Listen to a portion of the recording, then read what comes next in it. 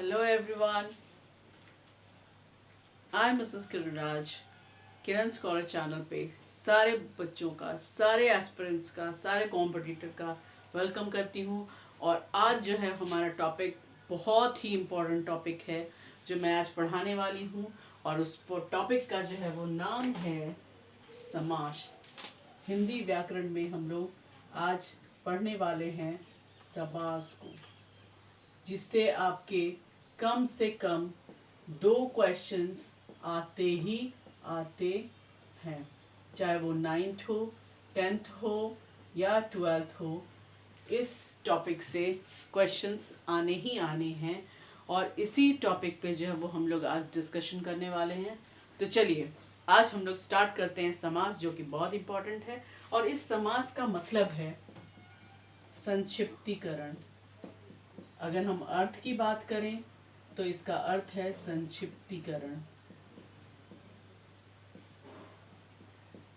ठीक है। अगर हम इसके संधि विच्छेद की बात करें तो इसका अर्थ है सम जोर आस। लेकिन ये हमारे एग्जाम के पॉइंट ऑफ व्यू से ज़्यादा इम्पोर्टेंट नहीं है।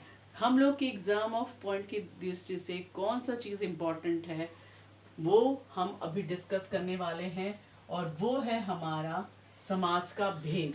क्या है? समास के भेद, या हम बोले प्रकार। और समास के कितने प्रकार हैं? तो समास के 5 प्रकार हैं। वो कौन कौन से हैं वो हम लोग अभी देखने वाले हैं। मैं सब रख लेती हूँ एक ही बार। पहला, अव्ययी भाव समास। अव्ययी भाव समास। आज मैं आपको इसका परिभाषा नहीं समझाने वाली हूँ, सिर्फ ट्रिक समझाने वाली हूँ कि कैसे आप किसी भी वर्ड को देखते के साथ आप ये बता पाएंगे कि वो कौन सा समास है। हम लोग आज उस पर फोकस करने वाले हैं। अव्ययी भाव समास। दूसरा है हमारा, आप रख लीजिए, तत्पुरुष समास। तत्पुरुष समास। फिर तीसरा है हमारा कर्मधारय समास। कर्मधारय समास। चौथा है हमारा द्विगु समास। द्विगु समास। उसके बाद है हमारा, सॉरी यहाँ 6 करूँगी मैं। 6 समास के प्रकार 6। ठीक है। उसके बाद जो है वो द्विगु हो गया। फिर 5वां जो है वो हमारा हो जाएगा द्वंद्व समास। और छठा होगा हमारा बहुव्रीहि समास। मैं 5 क्यों बोली थी वो भी मैं बताऊंगी आपको, लेकिन आप नाम की दृष्टि से देख लें, क्योंकि बहुत लोग जो है वो कर्मधारय समास को जो है वो कर्मधारय और बहुव्रीहि, लेकिन आप उस पेचड़ में मत पड़िए। आप बस केवल 6 याद रखिए, क्योंकि मैं सब आपको 6 समझाने वाली हूँ। ठीक है। ये 6 समझाने वाली हूँ मैं आपको। बस दिमाग की बत्ती खोलनी है, उसको जो है वो चाबी से खोल के रखना है। जो ट्रिक्स होगा वो अंदर डालना है, फिर लॉक कर देना है, ताकि जो है वो हमेशा के लिए स्टोर रहे। ठीक है। तो चलिए अब हम लोग जो है वो पोस्ट मॉडर्न स्टार्ट करते हैं समास का। तो अव्ययी भाव, तो सबसे पहले मैं आपको बताना चाहूंगी कि अव्ययी जो होता है, अव्ययी आखिर किस चीज को कहते हैं हम? तो अव्ययी यानी कि जिस शब्द का रूप जो है वो लिंग वचन कारक के कारण नहीं बदलता है, उन सब शब्दों को हम लोग अव्यय बोलते हैं। उन सब शब्दों को हम लोग अव्यय कहते हैं। इसमें विस्मयादि बोधक भी आते हैं, समुच्चय बोधक भी आते हैं। आप जो प्रीपोजिशन पढ़ते हो, कंजक्शन पढ़ते हो, वो सब सारे वर्ड जो है वो अव्ययी भाव में आते हैं। एग्जाम्पल, जैसे कि आपका आपको समास के, ऐसे तो आपका सारा प्रीपोजिशन भी, में, ही, भी, उसके बाद यथा, प्रति, वे, भर, ये सब सब मतलब अभी अब मैं एग्जाम्पल देके भी आपको समझाऊंगी, जस्ट आप तुरंत देख लीजिए। आप एग्जाम की दृष्टि से मैं आपको जो आपके बुक का जो सर्च करी हूँ उस हिसाब से मैंने 4 वर्ड निकाला है। कोई भी वर्ड जो आपको यथा से स्टार्ट हो, यथा, ठीक है, यथा, भर, है ना, बे, प्रति, वो सारे शब्द जो होते हैं वो अव्ययी भाव समास होते हैं। जैसे अब मैं अव्ययी का मतलब आपको शॉर्ट में समझा दूं। अव्यय में आपको बताई कि वो शब्द जो क्रिया, लिंग और वचन के आधार पे जो है, वो कारक के आधार पे जो है वो अपना रूप नहीं बदलते हैं, उसे हम अव्ययी कहते हैं। एक छोटा एग्जांपल मैं दे ही देती हूँ, डिस्क्रिप्ट नहीं जा रही हूँ, डिस्क्रिप्टिव में हम लोग और ज़्यादा पढ़ेंगे बाद में, लेकिन अभी आपके परीक्षा के पॉइंट ऑफ व्यू से बनना रहा था, लेकिन फिर भी मैं आपको समझाना चाहती हूँ। अब एकदम एक शॉर्ट में एक वाक्य से ही आप समझ जाएंगे। मान लीजिए आप यथा शीघ्र, एक समास है आपका, उदाहरण हुआ आपका यथा शीघ्र, ठीक है। हम लोग प्रैक्टिस भी करने वाले हैं आज। यथा शीघ्र जो है वो आपका एक समास हुआ। वो कौन सा समास हुआ? आपका अव्ययी भाव समास हुआ। अब अगर हम एक वाक्य आपको बताएं कि मैं यथाशीघ्र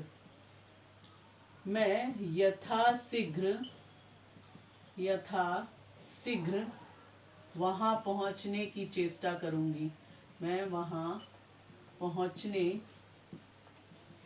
की चेष्टा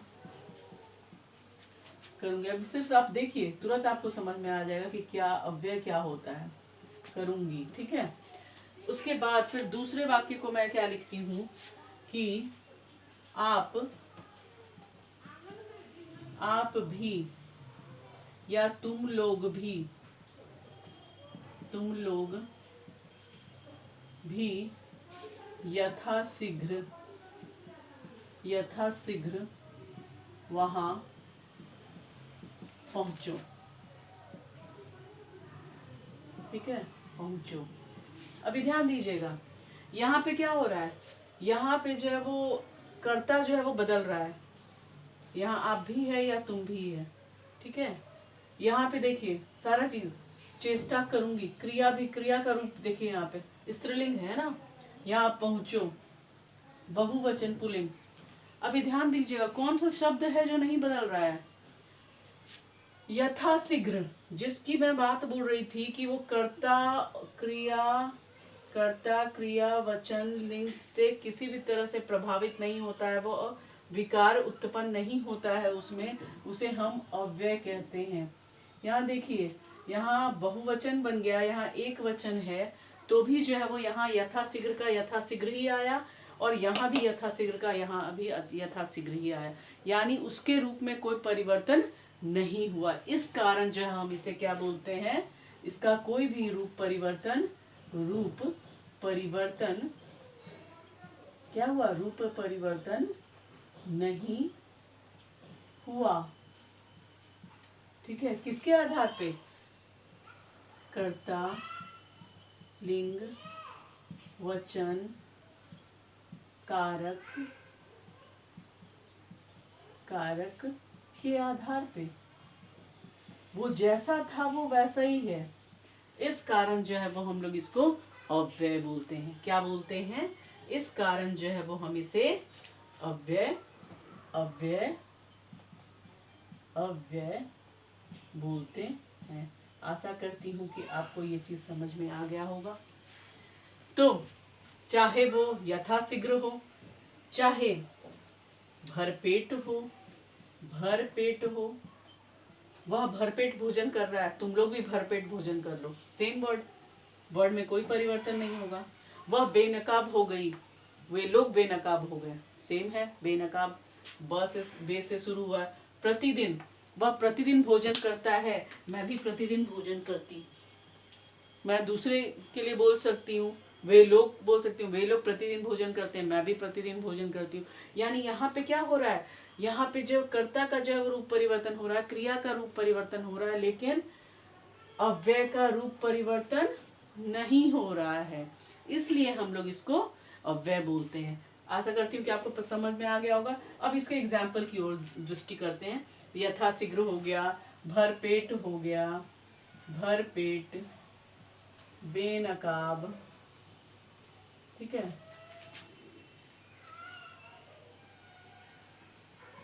प्रतिदिन, प्रतिदिन, प्रत्येक, है ना, प्रत्येक में भी जो है वो प्रति प्लस इक होता है। तो ये सब जो है वो उदाहरण हो जाते हैं आपके।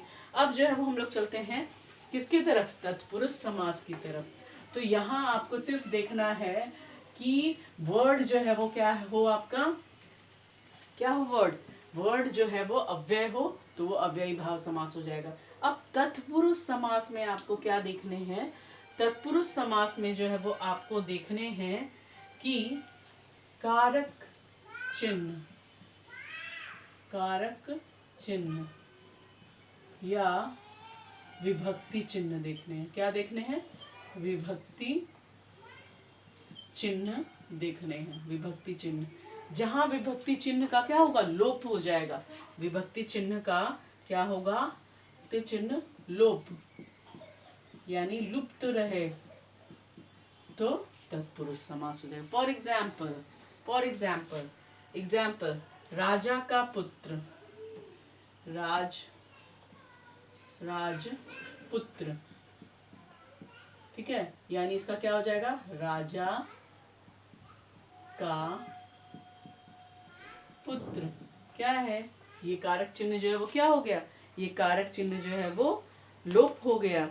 उसके बाद सेम चीज, धनहीन, धनहीन का क्या करेंगे, धन से हीन, धन से हीन। यहाँ देखिए धनहीन हो गया, ये कारक चिन्ह लोप हो गया, तो ये तत्पुरुष समास है।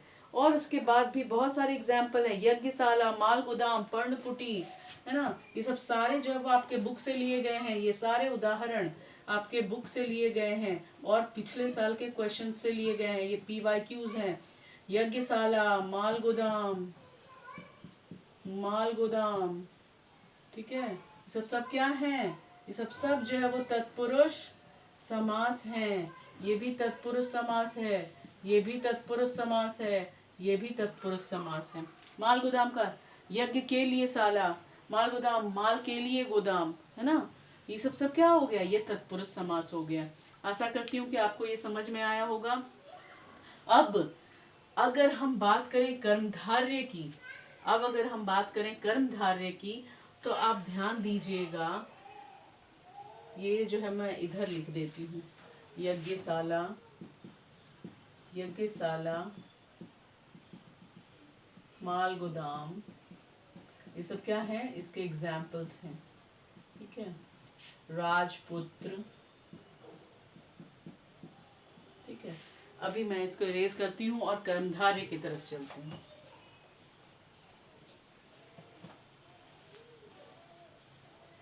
कर्मधारय पे अब डिस्कशन करते हैं हम लोग।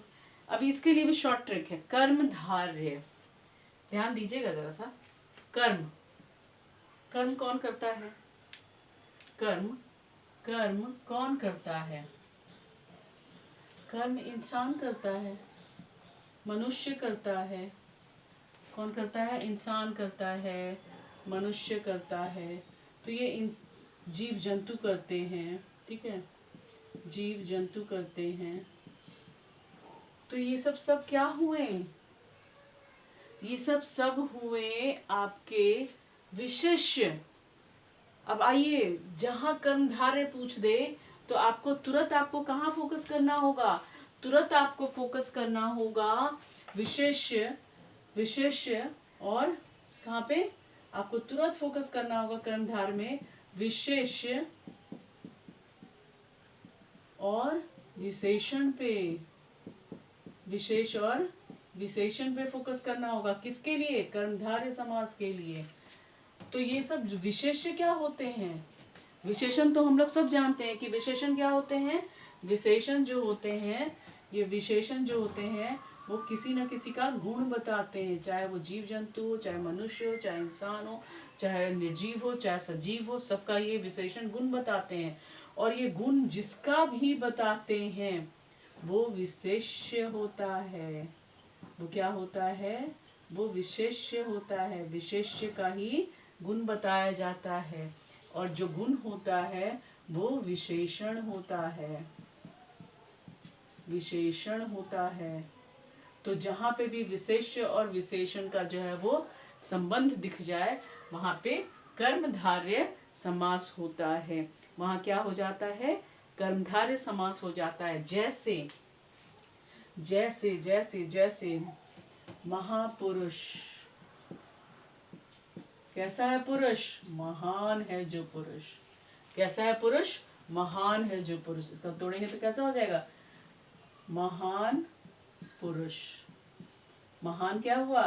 गुण हो गया। पुरुष, ध्यान दीजिएगा, महान क्या हुआ? विशेषण। और ये पुरुष क्या हुआ? विशेष्य हो गया। यानी कि जहाँ पे विशेष्य और विशेषण का संबंध हमें दिखे, वहां पे जो है वो कर्मधारय समास हो जाएगा। जैसे नीला गगन, नील गगन, अगर दूसरा हम ले लें, नील गगन, नील गगन। अभी देखिए गगन क्या हुआ? गगन विशेष्य हुआ, विशेष्य, विशेष्य हुआ। और नील क्या हुआ? ये विशेषण हुआ, विशेषण हुआ। तो जहां पे विशेषण और विशेष्य का संबंध हमें दिख जाए, वो क्या हो जाता है? आपका कर्मधारय हो जाता है। ठीक है, तो सेम चीज, तो यहाँ जहाँ विशेषण हो गया, विशेषण विशेष संबंध हुआ, यानी कि कर्म धार्य हो गया। ये क्या हो गया? कर्मधारय समास हो गया। अब आएंगे हम लोग दूसरे वाले पे, जो है हमारा द्विगु समास। जो है हमारा द्विगु समास। अभी द्विगु में देखेंगे हम लोग द्विगु, द्वि द्वि द्वि द्वि द्वि, द्वि यानी दो, द्वि यानी दो, और दो यानी संख्या। जहाँ पे भी हमें संख्या वाला शब्द दिख जाए, वो सब जो है वो उदाहरण किसके होते हैं? वो सारे के सारे उदाहरण जो है वो होते हैं द्विगु के। वो सारे के सारे उदाहरण होते हैं द्विगु के। जैसे चतुर्भुज, पंचपात्र, त्रिगुण, त्रिभुवन, त्रिमूर्ति, ये सब सारे जो है वो किसके आ जाएंगे? आपके एग्जाम्पल्स, ये एग्जाम्पल्स आ जाएंगे। जैसे त्रिभुवन, त्रिभुवन, पंचपात्र, ये सब पाठ्य पुस्तक में है आपके, पंचपात्र, और क्वेश्चंस भी हैं। चतुर्भुज, चतुर्भुज, ये सब सब एग्जाम्पल्स हैं किसके? द्विगु के, द्विगु, द्विगु समास के जो है वो उदाहरण हैं। ठीक है, अब हमारा बच गया द्वंद्व। द्वंद्व द्वंद्व द्वंद्व द्वंद्व द्वंद्व देखिएगा, दो दो द आ गए, यानी कि जहाँ पे दोनों पद प्रधान हो। यानी हमेशा समास जो होता है, आप जब परिभाषा आप याद करने के लिए जाएंगे तो आपको ये दिखेगा कि जिसका उत्तर पद प्रधान हो, जिसका प्रथम पद प्रधान हो, वैसे करके आपको परिभाषा दिया रहेगा। लेकिन वो जो है वो आपका परीक्षा की दृष्टि से उस तरह के क्वेश्चंस बहुत ही कम आते हैं, एकदम रेयर आते ही नहीं है बोलिए तो। लेकिन हम लोग जो है वो यहाँ पे जहाँ दो द दिख जाए, यानी कि ये शब्द भी इम्पोर्टेंट और ये शब्द भी इम्पोर्टेंट, यानी कि जब आपको दोनों शब्द के बीच में डैश दिख जाए, वो तुरंत पता चलेगा कि क्या है? द्वंद्व समास है। जैसे माता पिता, जैसे माता पिता, ये पद भी प्रधान, ये पद भी प्रधान, बीच में डैश। भाई बहन, भाई बहन, ठीक है। और देखेंगे आप, पाप पुण्य, पाप पुण्य, रात दिन, रात दिन, ये समान भी हो सकते हैं, विलोम भी हो सकते हैं। ये जो दो शब्द होते हैं ये दोनों महत्वपूर्ण होते हैं, और ये शब्द जो है वो आपके जो है वो समानार्थी भी हो सकते हैं। ये इंपॉर्टेंट पॉइंट है, ये समानार्थी भी हो सकते हैं और विलोमार्थी भी हो सकते हैं, और विलोम भी हो सकते हैं, यानी ऑपोजिट भी हो सकते हैं। जैसे देखिए, रात दिन विलोम है, पाप पुण्य विलोम है, माता पिता विलोम है, भाई बहन विलोम है। ठीक है, तो ये सब चीज जो है वो आपके विलोम में भी आ जाते हैं। फिर अन्न जल, राजा रंक, ये सब बहुत सारे एग्जाम्पल्स हैं, जिसको जो है वो दाल भात, सीताराम, ये सब जो है वो लेन देन, भला बुरा, ये सब सारे एग्जाम्पल्स जो है वो क्या है? द्वंद्व के हैं। यानी कि जहाँ पे दोनों पद महत्वपूर्ण हो और द्वंद्व हो कि कौन इम्पोर्टेंट है। अगर आपसे ये पूछ लिया जाए कि आपको आपकी मम्मी ज़्यादा प्यार करती है कि पापा ज़्यादा प्यार करते हैं, आप द्वंद्व में आ जाएंगे। वो भी तरीका है, यानी कि दोनों शब्द जो है वो महत्वपूर्ण होते हैं। यानी कि एक शब्द जो है वो ऐसा नहीं है कि उत्तर पद प्रधान होता है। इसको हम लोग वैसे परिभाषा की दृष्टि से जो हम लोग ऐसे बोलते हैं कि प्रथम पद प्रधान, द्वितीय उत्तर पद प्रधान, तो इसमें जो है वो दोनों ही पद प्रधान होते हैं। किसमें? द्वंद्व समास में। लेकिन आपको उतना नहीं याद, परिभाषा नहीं याद करना है, आपको सीधे याद रखना है कि जहाँ पे डैश चिन्ह आए, ये चिन्ह आ जाए, वो सब जो है वो अधिकतर क्या होता है?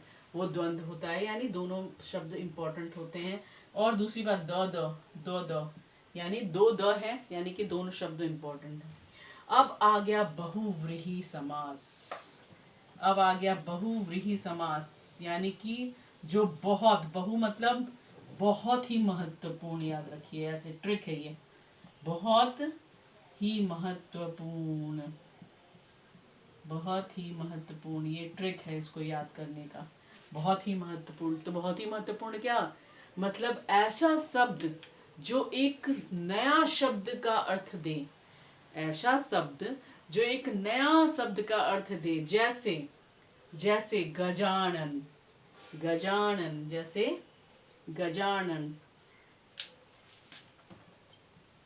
गजानन विशेष अर्थ दे रहा है। देखिए इसका अगर हम तोड़ेंगे इसको तो कैसे लिखेंगे? गज के समान, गज के समान आनन, आनन, यानी गज मतलब हाथी, गज मतलब हाथी, आनन मतलब चेहरा, मतलब हाथी के समान चेहरा किसका? गणेश का। यानी एक महत्वपूर्ण नाम निकल के आ गए, गणेश, है ना। सेम चीज पीताम्बर, है ना, पीताम्बर, नीलकंठ, पीताम्बर, पीताम्बर, नीलकंठ, नीलकंठ कौन? शिव, शिव, ठीक है। और वीणा पानी, वीणा पानी यानी सरस्वती जी, जहाँ सरस्वती, यानी जहाँ एक नया नाम, एक शब्द से एक विशेष पहचान का जो है वो बोध हो, तो वो जो है वो क्या हो जाएगा? बहुव्रीहि समास हो जाएगा। वो कौन सा समास हो जाएगा? वो बहुव्रीहि समास हो जाएगा। आशा करती हूँ कि आपको ये समझ में आए होंगे। Now it's turn for a practice time. It's time for practice, it's time for practice, practice practice practice practice practice. चलिए प्रैक्टिस किया जाए। सबसे पहले अष्टाध्यायी, जल्दी बताइए, अगर जिसको आ रहा है वो बताइए। अष्टाध्यायी, अष्टाध्यायी पहला वर्ड प्रैक्टिस के लिए। दूसरा वर्ड, दूसरा दूसरा दूसरा अष्टाध्यायी पे पहले सोचिए अष्टाध्यायी क्या है। अष्टध्यायी, अष्ट मतलब संख्या आ रहा है, ध्यान दीजिएगा। अष्ट मतलब संख्या, क्या है ये? संख्या। तो क्या हो जाएगा? ये संख्या है तो संख्या हो जाएगा, तो सीधे द्विगु समास हो जाएगा। ठीक है, अष्टाध्यायी सीधे है तो द्विगु समास हो जाएगा। सतसई, सेम चीज, सतसई। अगर मैं बोलूं सत्यसई, सत्य मतलब 100, सही मतलब 100, ये आपका कहाँ पाठ्य पुस्तक से ली गई है। सत्य मतलब 100, जहां इसका मतलब संख्या आ जाए, ये क्या हो गया? द्विगु, सतसई। उसके बाद अगर आपको पूछ लिया जाए राजा रानी, शोक सागर है क्या? राजा रानी पूछ लिया जाए, मैं कहाँ लिखूं, कहाँ लिखूं, कहाँ लिखूं? Raja Rani, Raja Rani, practice time. राजा रानी यानी क्या हो जाएगा? बीच में आ रहा है, तुरंत आपको दोनों, जहां बीच में आ गया डैश यानी द्वंद्व है, दोनों महत्वपूर्ण है, तो ये क्या हो जाएंगे, ये द्वंद्व हो जाएंगे, द्वंद्व। सेम चीज जो है वो राजा रानी के बाद मैं और क्या बोली थी, माल गोदाम। माल गोदाम तो हो गया है आपका, है ना, माल गोदाम हो गया है। अगर मैं पूछ दूं आपका ये मुख्य दर्शन, मुख्य दर्शन क्या बोलूं, मुख्य दर्शन, मुख्य दर्शन, मुख्य दर्शन, तो मुख्य दर्शन को आप क्या बोलेंगे बताइए। मुख्य दर्शन,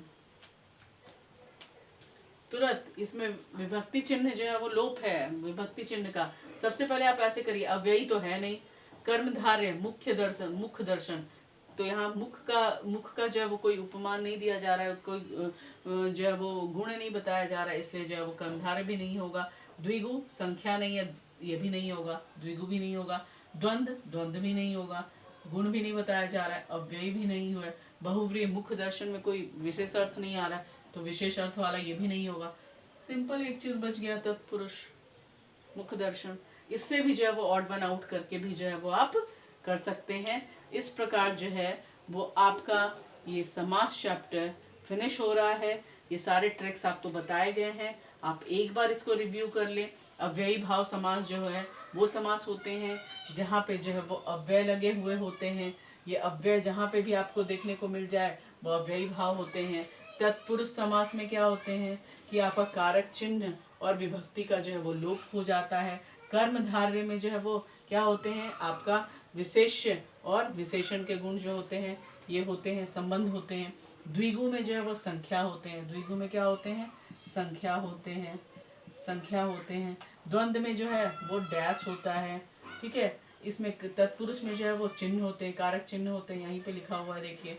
बहुव्रीहि में जो है वो एक महत्वपूर्ण, बहुत या विशेष अर्थ भी लिख सकते हैं आप इसको, जो एक विशेष अर्थ प्रदान करता है ना, विशेष अर्थ, विशेष अर्थ प्रदान करे उसको बहुव्रीहि कहते हैं। इस प्रकार जो है वो आपका ये समास चैप्टर भी जो है वो कंप्लीट हो गया है। आशा करती हूँ कि आपको ये पसंद आया होगा। अगर आपको ये जो है वो टॉपिक पसंद आ रहे हैं, आपको व्याकरण, हिंदी व्याकरण का ये सीरीज पसंद आ रहा है, तो you just go like, share and subscribe Kiran scholar channel for next video.